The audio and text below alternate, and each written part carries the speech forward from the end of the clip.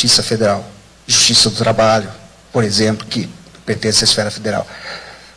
Vejam se eles não vão começar a criar mais cargos para juízes, se eles não vão começar a estruturar melhor o Poder Judiciário, se não vão começar a remunerar melhor os servidores. Vejam se não vão fazer isso. Porque entre ficar pagando indenizações milionárias e prover um judiciário que seja um judiciário ágil, e quando eu falo judiciário, eu falo no global, é evidente que para o Estado seria muito mais interessante, muito embora seja dever dele, prover um judiciário ágil, sem que houvesse ameaça de ser processado para tanto. Mas, de qualquer forma, veja uma coisa, nós temos uma legislação nova que torna mais ágil o processo de execução? Resposta, temos. Nós temos uma legislação apta a levar a este resultado ágil? Resposta, temos. Nós temos condições materiais para que isso ocorra dentro daquela expectativa, daquela perspectiva de justiça ágil? Resposta, não sei. Porque uma coisa é legislar e outra coisa é tornar efetivo aquilo que foi legislado. Há muitos anos atrás, só para ter uma ideia, lá na São Francisco, na época da CLT, na década de 40, por aí, veio um professor francês fazer uma palestra. Isso é contado lá até hoje. E esse professor francês tomou contato com a nossa consolidação das leis do trabalho, CLT. E ficou encantado com a nossa CLT. Encantado. Por que encantado? Ele falou, olha, a França é um dos países mais evoluídos em proteção do trabalhador. E é verdade. Ele falou, e lá na França, nós não temos, e esse professor francês, nós não temos na França uma legislação trabalhista tão boa quanto a legislação de vocês. Como é que vocês conseguem? E o professor de Direito do Trabalho que estava lá mesmo falou assim, é fácil, a gente não cumpre. Então, observe que a mensagem que eu estou tentando passar a vocês não é uma mensagem de desencanto ou uma mensagem de desprezo para isso. Não é não, ao contrário. Eu quero que vocês tomem consciência de que essa legislação toda que está sendo produzida, essas modificações todas que estão sendo realizadas, eu vou depois dar alguns outros exemplos nesse sentido, essa legislação toda, ela tem um objetivo muito claro e ela atende a um ideal, que é um ideal humano muito latente, muito normal para todos nós. É a justiça. É a obtenção de resultados que sejam justos. Agora, resultados que sejam justos e que sejam, dentro do possível, rápidos. Dentro daquela rapidez que o processo possa propiciar. E é justamente isso que nós não temos hoje. Então, observe uma coisa. Não há mais processo autônomo de execução fundado em título judicial? Resposta, não há mais processo autônomo de execução fundado em título de execução. Desde dia 22 de junho deste ano.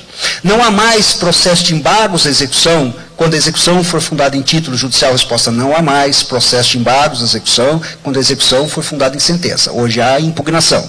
A impugnação suspende o andamento do processo como os embargos suspendem? Resposta, não, a impugnação não suspende. Isto é, tudo foi direcionado no sentido de tornar o processo ágil, o resultado rápido, justo. O problema é que isso está, por enquanto, no papel. Nós precisamos verificar se efetivamente essas coisas irão ou não ocorrer. Me permitam dar mais um exemplo dentro dessa ótica de agilidade. Artigo 518 do Código de Processo Civil. O artigo 518 foi alterado. Ganhou um parágrafo. Esse artigo 518 estabelece hoje, dentro dessa ótica de celeridade, de brevidade, estabelece hoje aquilo que se convencionou chamar de súmula impeditiva de recurso.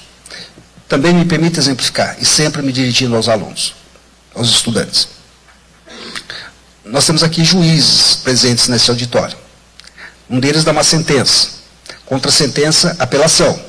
A apelação vai para o Tribunal de Justiça de São Paulo. O Tribunal de Justiça de São Paulo julga. Se foi suscitada uma matéria federal, pré-questionamento de matéria federal. Cabe recurso especial ao STJ em Brasília. Se foi suscitada matéria constitucional, pré-questionamento de matéria constitucional, cabe recurso extraordinário em Brasília. Bom, vocês imaginem quanto tempo isso demora.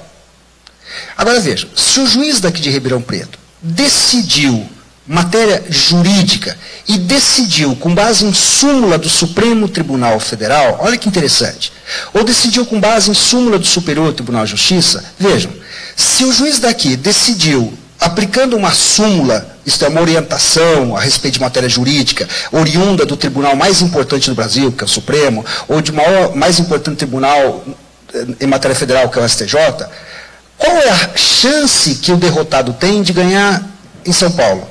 Se o juiz daqui decidiu com base em súmula do Supremo do STJ, o derrotado apela para São Paulo, qual a chance que ele tem de ganhar no Tribunal de Justiça de São Paulo? Resposta, mínima. Sabe por quê? Porque se o juiz daqui aplicou a súmula e aplicou corretamente, o Tribunal de Justiça, ao julgar a apelação, vai aplicar também e vai negar provimento à apelação. Mas se o Tribunal de São Paulo alterar o julgamento do juiz de Ribeirão Preto, e o juiz daqui, insisto, decidiu com base em súmula, sabe o que a parte faz contra o acordo do Tribunal de Justiça de São Paulo? Vai para Brasília, vai para o Supremo, e fala, está vendo? O Tribunal de Justiça de São Paulo alterou uma sentença do juiz de Ribeirão, o juiz de Ribeirão decidiu com base de súmula de vocês aí do Supremo, o Tribunal de Justiça alterou. O que vocês acham que o Supremo faz, gente? Aplica a súmula. Você sabe quanto tempo demora esse trâmite todo de Ribeirão até Brasília, se é que chega até lá? Alguns anos. Então, olha a ideia inovadora e interessante, que alguns advogados não estão gostando, mas, enfim, eu gosto. E eu que estou dando a palestra, então. Não é? Permita a brincadeira. Olha a novidade. O juiz de Ribeirão Preto decidiu com base em súmula? Sim. A parte derrotada pode recorrer? Resposta? Pode, claro. Só que tem um detalhe. A hora que recorrer, sabe o que o juiz de Ribeirão Preto fará? Ele vai dizer o seguinte, como a minha sentença é fundada em súmula, nos termos do artigo 518, parágrafo 1º do Código de Processo Civil, indefiro a tua apelação. Ponto. Entendeu? Não tem nada a ver com súmula vinculante, nada, até porque súmula vinculante nem está regulamentada. Fizeram um carnaval por causa da súmula vinculante, que é acabar com o judiciário, etc. Está lá, não vai regulamentar nunca, enfim, está lá. Está lá, daquelas coisas da Constituição. Agora, a súmula impeditiva está aí, vigorando. Querem ver outra novidade? Interessantíssima dentro dessa ideia de brevidade? O artigo 285A. Eu não sei nem se não estou invadindo palestra de alguém. Não, o João vai falar de civil. Não é? É a única coisa que ele entende, aliás.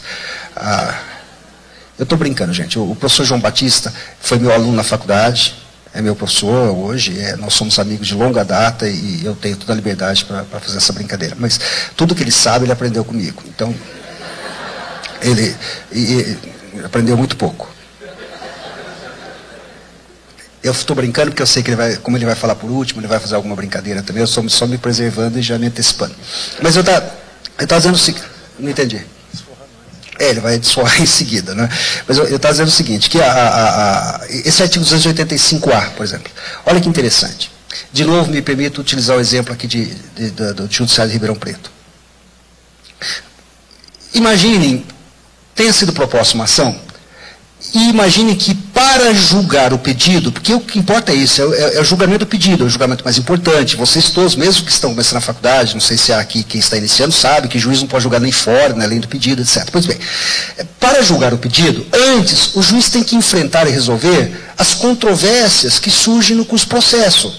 As dúvidas, discussões que vão sendo suscitadas. É o que se chama de questão.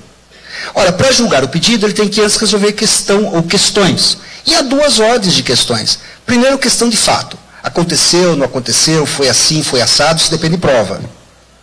E a segunda é a chamada questão jurídica, ou questão de direito. Aplica esta lei, não aplica, interpreta assim, interpreta assado. Ora, o juiz é formado em que área do conhecimento humano, gente? Direito. Portanto, se para julgar o pedido ele tem que resolver só questão de direito, cá entre nós, ele não precisa de prova, não?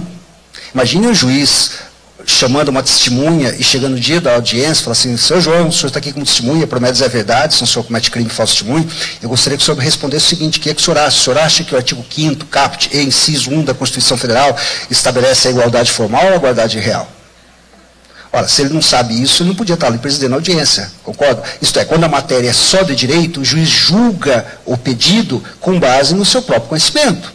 Pois bem, então pensa uma coisa, alguém promove uma ação aqui em Ribeirão Preto e, deixa eu inverter a ordem, vamos pegar, o INSS promove uma ação aqui em Ribeirão Preto, imagine, tá bem?